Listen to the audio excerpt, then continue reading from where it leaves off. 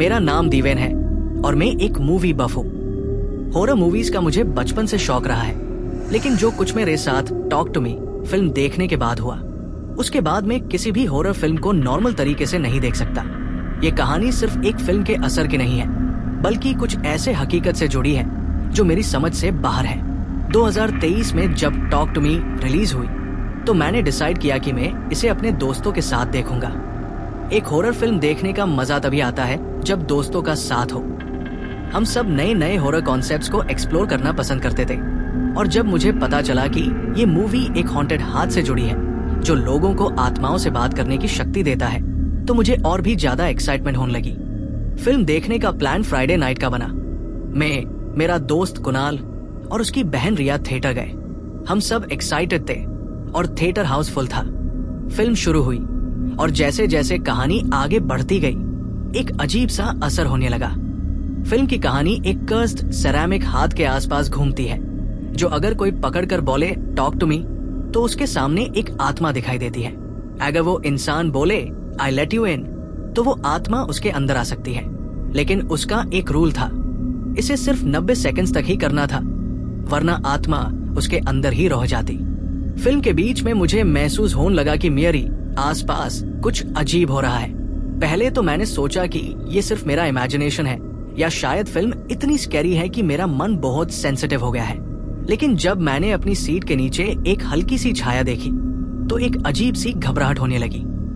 मैंने कुणाल को कहा कि मुझे वॉशरूम जाना है। मैं थिएटर से बाहर आया और जब मैं वॉशरूम का दरवाजा खोलने लगा तभी एक आवाज आई, टॉक टू मी। मैं एकदम रुका। ये मेरा इमेजिनेशन था या सच में किसी ने बोला? मैंने इधर उधर देखा, लेकिन कोई नहीं था। शायद कोई और आदमी वॉशरूम के अंदर होगा जो फोन पर बात कर रहा होगा।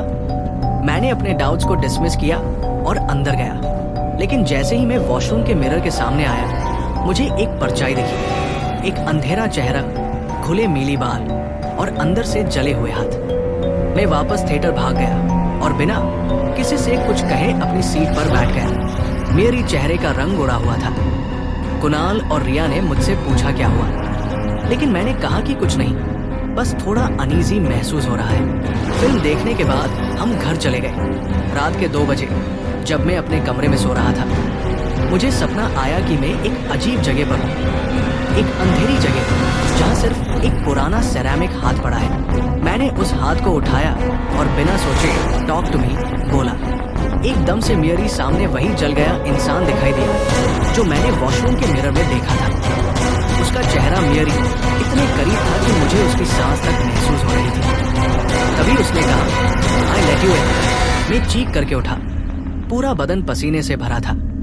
ये सिर्फ एक बुरा सपना था या कुछ और? तभी मुझे कमरे के एक कोने में कुछ हिलता दिखाई दिया। मैं सीधा लाइट स्विच ऑन करने के लिए भागा, लेकिन जैसे ही रोशनी हुई वहां कोई नहीं था।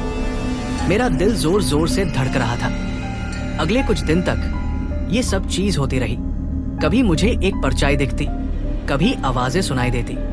एक दिन मैंने कुणाल को सब कुछ बता दिया।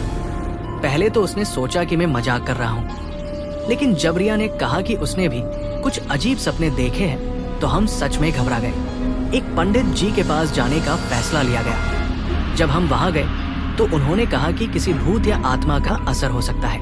मैंने तो कभी आई लेट यू इन नहीं बोला, लेकिन शायद जो मैंने फिल्म देखी थी उसका साइकोलॉजिकल या स्पिरिचुअल इम्पैक्ट मेरे ऊपर पड़ गया हो। पंडित जी ने हमें एक पूजा करने को कहा। पूजा के बाद चीजें थोड़ी नॉर्मल हो गई, लेकिन आज भी जब मैं किसी मिरर के सामने खड़ा होता हूँ मुझे लगता है जैसे कोई मुझे देख रहा हो। और अब मैं किसी भी हॉरर मूवी को पहले जैसे नहीं देख सकता। क्या आपने टॉक टू मी देखी है? आपको क्या लगता है ये कमेंट्स में बताइए। और हाँ, सब्सक्राइब करें ऐसे ही हॉरर स्टोरीज के लिए।